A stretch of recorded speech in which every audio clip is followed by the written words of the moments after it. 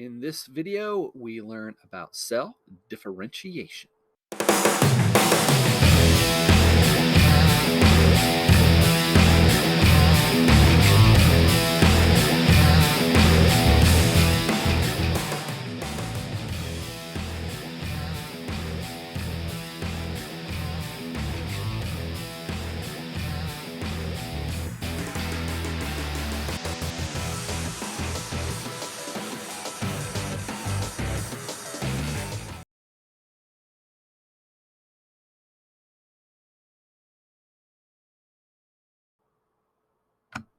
All right, to start off our study of cell differentiation, we're going to talk about going from one cell to many cells.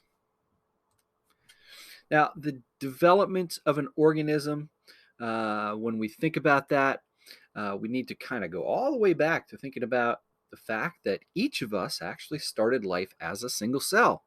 Then we pass through the developmental stage where we're referred to as an embryo. We continue developing through childhood, and then we continue into adulthood. And during the process of development, our cells and those of any multicellular organism can become specialized. They actually do become specialized, and they do that for particular functions. Now, during the development of an organism, cells differentiate to become what we call specialized. Okay, and this is just the process of differentiation. This is how what the cells are doing when they differentiate. So when we say that, it basically means that they're becoming more specialized. Kind of like if you go into the medical field, you would specialize in maybe heart medicine or digestive medicine or something like that. All right, so in these photos, we have a couple different things. We have three circular pictures here. They're photomicrographs, and they show cells from a plant. And so we're going to try to match up these plants with the boxes of phrases here. So the first cell here is a cell that obviously can carry out photosynthesis. Now the second cell is a cell that absorbs water from the ground. So it looks a little different than the one that carries out photosynthesis. So this would be a cell in the stem of or the trunk of the plant. And then, of course, that leaves us with the type of cell that transports materials, and it indeed looks different than the other two. So these are specialized cells. Now, the illustration we have here is of a roundworm. Its technical name is C. elegans, and it's an animal that's been studied a lot by biologists. Scientists have been able to basically map out the fate of each cell from each cell division throughout the animal's development from the embryo to the adult. Now, each and every time that a new worm develops, the process is exactly the same, resulting in 959 cells with precisely determined functions. So we're going to walk through this diagram together. We're going to emphasize a little bit how the process of differentiation is predetermined for this species, how it always happens in the exact same way. So we have the nervous system, and by the fifth cell division, the cells in the nervous system begin to differentiate. And then by the eighth cell division, we start to see cuticle cells forming, and some of the cells that secrete the worm's outer covering also begin to differentiate at this point. After 9 to 11 cell divisions, we get cells that are part of the feeding organ. So they begin to specialize to do that work.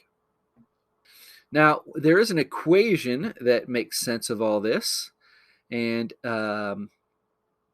if we use the proper exponent, we should be able to calculate the number of cells in the worm when the cuticle starts to differentiate. So let's take a look at this equation. Okay, so we have 2 to the 5th power, and we have 2 to the 8th power.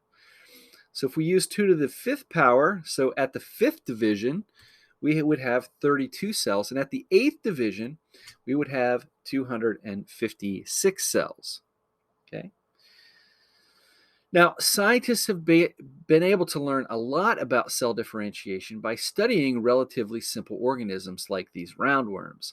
And the cells that differentiate in mammals, however, are much more complex. And so there's a number of factors that interact in order to control that process. Now, uh, don't get the idea that cells differentiate by passing on different hereditary information. When the cells divide, mitosis makes sure that each daughter cell receives a complete set of genetic information from its parent cell. So it's not differentiating because it's getting different traits from the mom and from the dad.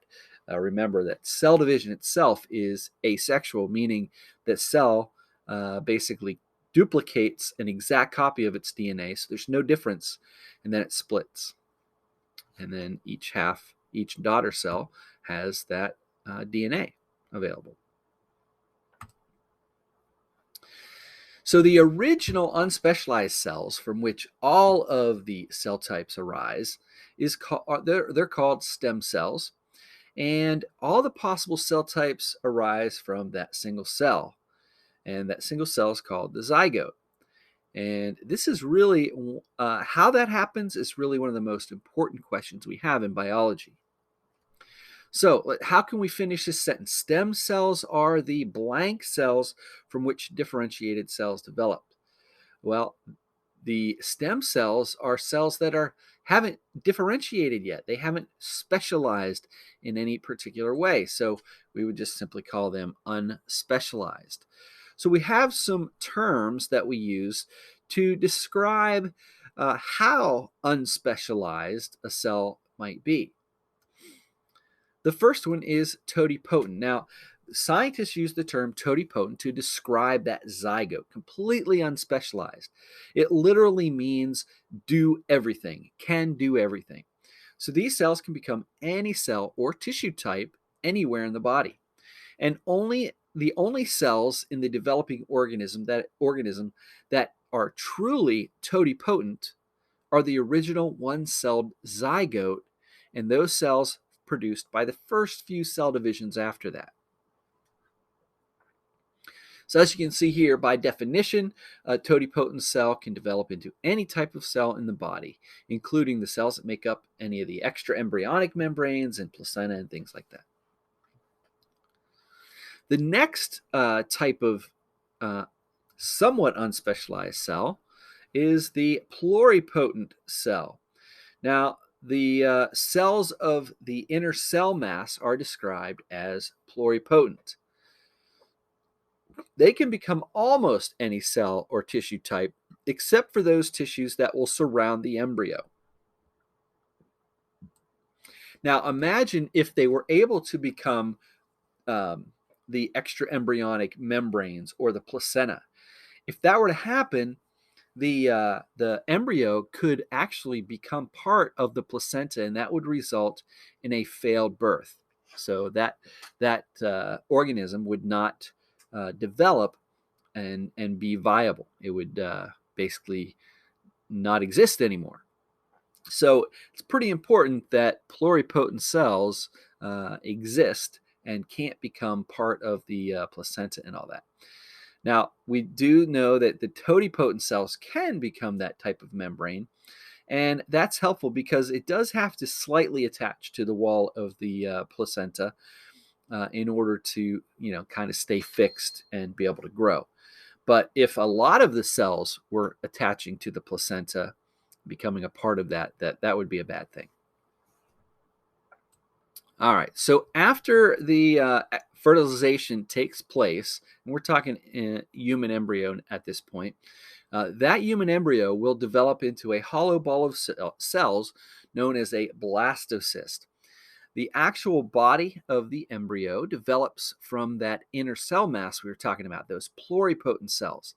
And these cells in the inner cell mass are still considered embryonic stem cells. They can differentiate into virtually any other cell type. So you can see those embryonic stem cells inside of the blastocyst. Okay, so those blastocyst cells are represented here. Okay, Now, some of those cells can become macrophage cells. Some of them can become epithelial cells. These are skin cells. Some can become fat cells. Some can become neuron cells, so forth and so on. So this is really just a blow up of what's circled in red, these inner cell mass cells. So it makes sense to try to find stem cells in the early stages of embryonic development, but stem cells can in fact also be found in an adult's body. So have you ever heard anything about adult stem cells in news reports? You probably have. And while the adult body does have stem cells, these cells are neither totipotent nor pluripotent. Instead, they are described as multipotent. Okay, so there are several regions within the body, the adult body, where stem cells can be found, and these stem cells can give rise to a limited variety of cell types, mainly those found in tissues where the stem cells are produced. These adult stem cells produce cells for tissues like blood and skin that have a limited lifespan and have to be constantly replaced.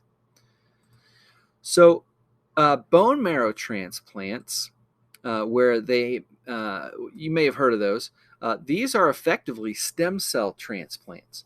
Uh, Hematopoietic cells, which is a very hard word to say, they actually differentiate into white blood cells and also red blood cells, and even the platelets that we find in blood.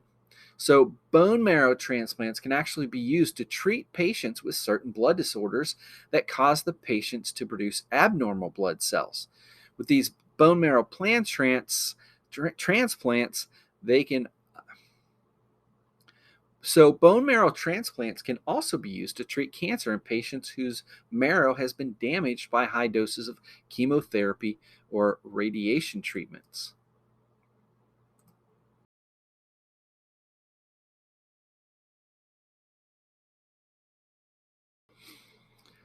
Now, bone marrow transplants are just one type of stem cell therapy that researchers have worked on. Researchers are looking for other ways to repair damage to things like heart muscles from heart attacks or even destruction of brain cells from strokes.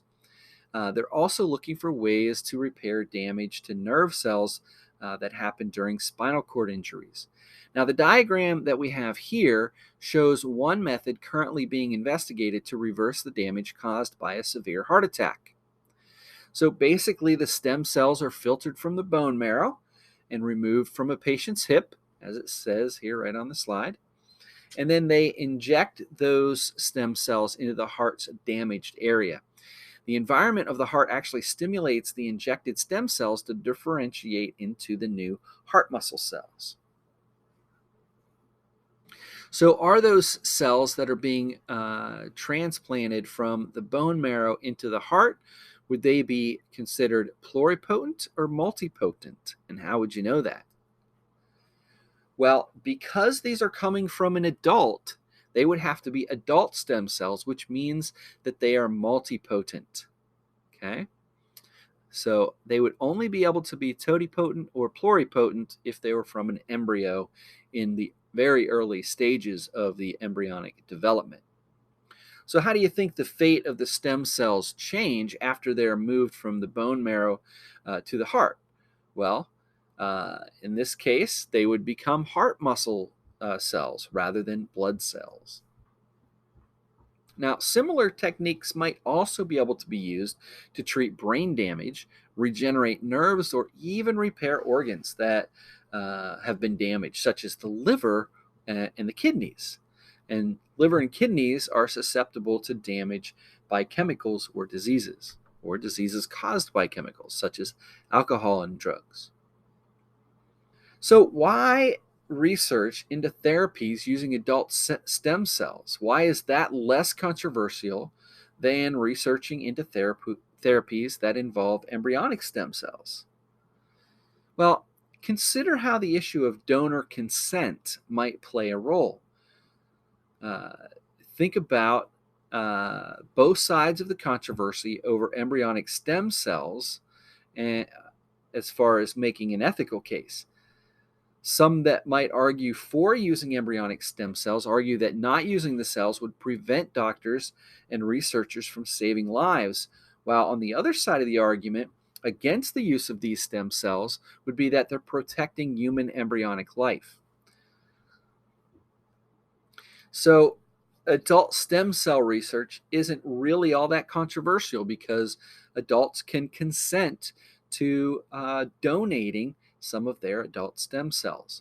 But with embryonic stem cells, of course, they can't give that consent, and also it means that that embryo must die.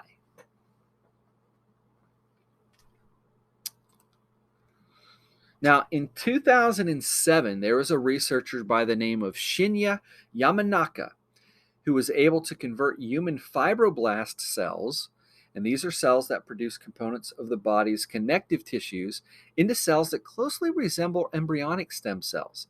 These cells are called induced pluripotent stem cells. And these cells actually might ultimately make it possible to tailor very specific therapies to an individual by using that person's own cells. So, how do you think these breakthroughs affect the debate over stem cell use? Well, in class, we may have a discussion about some of those possibilities. And hopefully, from that discussion, you'll understand that further work on induced pluripotent stem cells may ultimately solve those ethical problems that have made the embryonic stem cell research so controversial. And that's a good thing. So, the induced pluripotent stem cells, the first step is taking those genes and adding them to adult cells. And you'll learn more about this in the lesson and in the reading. Once the genes are added to these cells, so basically the DNA is taken from the adult stem cells and they're added to these fibroblast cells. The DNA material is taken out of the fibroblast cells and they're replaced with the other DNA. And suddenly, all of a sudden, we've got cells that display properties similar to embryonic stem cells. And again, we call that induced pluripotent stem cells. So now those cells actually have the capacity to develop into a number of different specialized cell types. And that is pretty cool. Pretty cool stuff. All right, well, that's it for this lesson. See you in the next one.